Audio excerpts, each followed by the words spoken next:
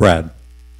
Well, good evening. I haven't had 2 minutes to talk about myself since I met my future father-in-law 20 years ago. So I want to thank you all for being here tonight and taking time out of your busy days and evenings to be here. I want to say what an honor it is for me to be not only in front of you, but up on the dais with these people with me. They're all fine, fine people, and I think we're all here for the right reasons.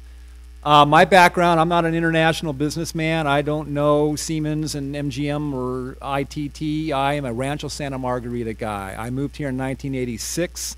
I lived Mr. Reese's vision from day one. It was an urban village, and that's the way it should be, and if I have anything to do with it, that's the way it's always going to be. I was involved with Big Brothers of Orange County and Special Olympics of Southern California before I met my beautiful wife, had our first date here at the lake, had a few kids a few years later, and became very involved with the anti-airport initiative, which, by the way, if people have moved here after that period of time, that, quite frankly, was the biggest threat this community has ever faced, bar none. Having airplanes flying overhead every 3 minutes, 24 hours a day, 7 days a week. And I'm very proud, along with Gary Thompson and others, to have taken a vocal role in opposing that. I've coached everybody who's between the ages of 14 and 22. Best moments of my life. Larry back there would understand that. The best moments have nothing to do with a home run or a touchdown or a basket. It's all the other stuff that's so important. I've been a planning commissioner here for 2 years, and I'm very proud to be so, and I've been on the Economic Development Committee. I'm absolutely dedicated to fiscal conservatism, public safety, and public service to our community by all, and supporting the Bell Tower Foundation as well. I, again, appreciate your time to be here tonight, and I would greatly appreciate your consideration of voting for me and supporting me November the 6th. Thank you. Thank you, Brad. Brad, at the last part of your statement, you said, in this regard, the city needs to exert all necessary influence on governmental agencies, including water districts, in order to avoid excessive fees and costs that would encourage and accelerate financial distress. In reference to the various governmental agencies, how do you determine excess fees, and how would you influence the city? Well, assessments to homeowners associations is akin to sales tax for the city. Assessments are the lifeblood of a homeowners association, any homeowners association. And so, as I mentioned in here, when you have foreclosures and distressed homes and people who are upside down and they have to make a choice as to which debts they have to pay, well, most people are going to pay for groceries long before they pay for their homeowner's assessment.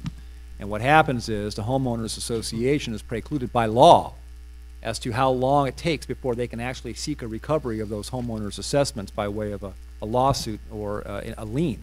So given that, I think what's very important is that the city needs to influence any agencies outside or inside, including water districts, to keep the fees and costs down as low as possible, since the homeowners associations are responsible for much of this. They're responsible for maintaining the parks, to maintaining the green belts, to maintaining the medians, as opposed to what the city is responsible for. So in that regard, the city gets a great benefit. Our city doesn't have a large public works department. There's no park and rec department. So, and why? It's because we're blessed with very large and influential homeowners associations, and we're very unique in that regard.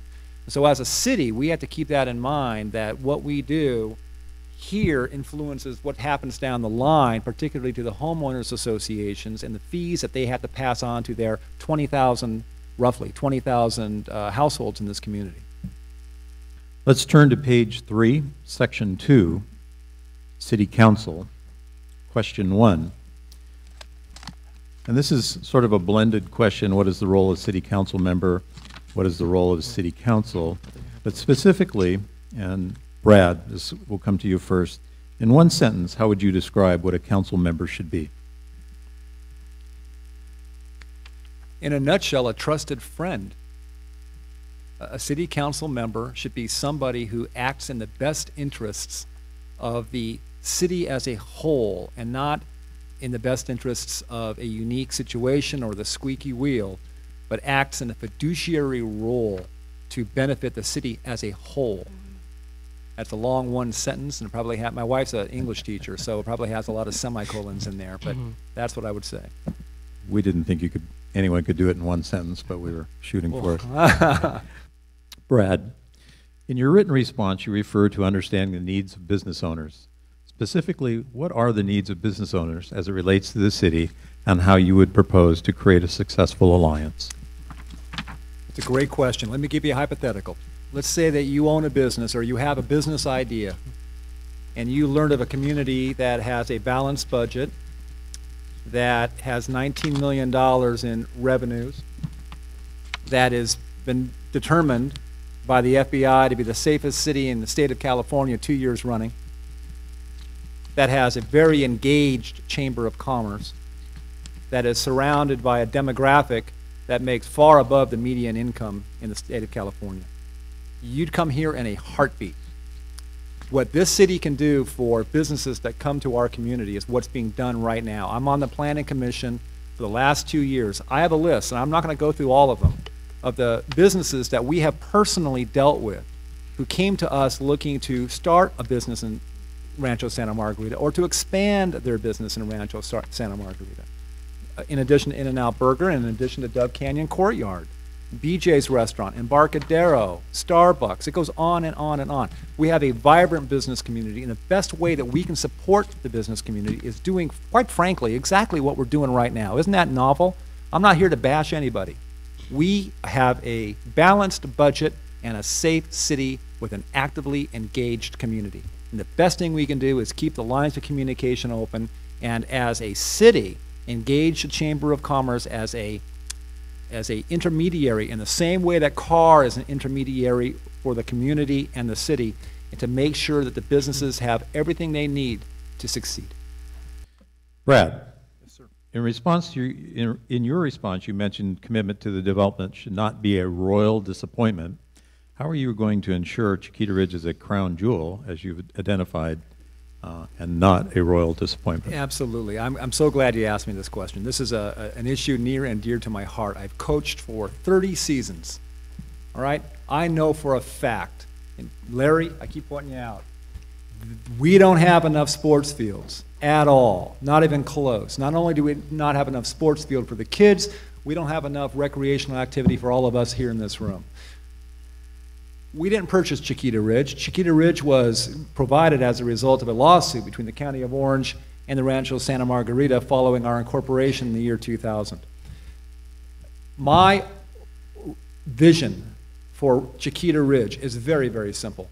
We are going to create a regional sports park that is at least 23 acres large, at least, with interlocking trails that match up with the O'Neill trail system, that could provide one the opportunity to circumnavigate this entire city on a bike or hike, and would act as an additional fire break. Which, by the way, that's the next big issue that we're going to have to face. If anyone lived here in 1991, remember the fires were horrible.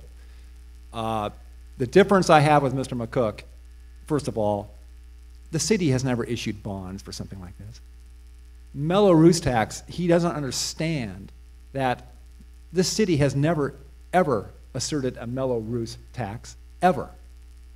It's been the law in the state of California since 1982. The room that we're sitting in right now is as a result of Mello-Roos taxes, and we only have 4 in this town. The bottom line is, I am adamantly against, contrary to Mr. McCook, providing any industry of any type in those pristine hills behind Cañada Vista Park. We're going to have a sports park, folks. And if you want a manufacturing plant, if you moved here to Rancho Santa Margarita because you want to drive down Antonio to look at a manufacturing plant, biotech, biomed, you name it, you're in the wrong town. You're not in my town. Thank you.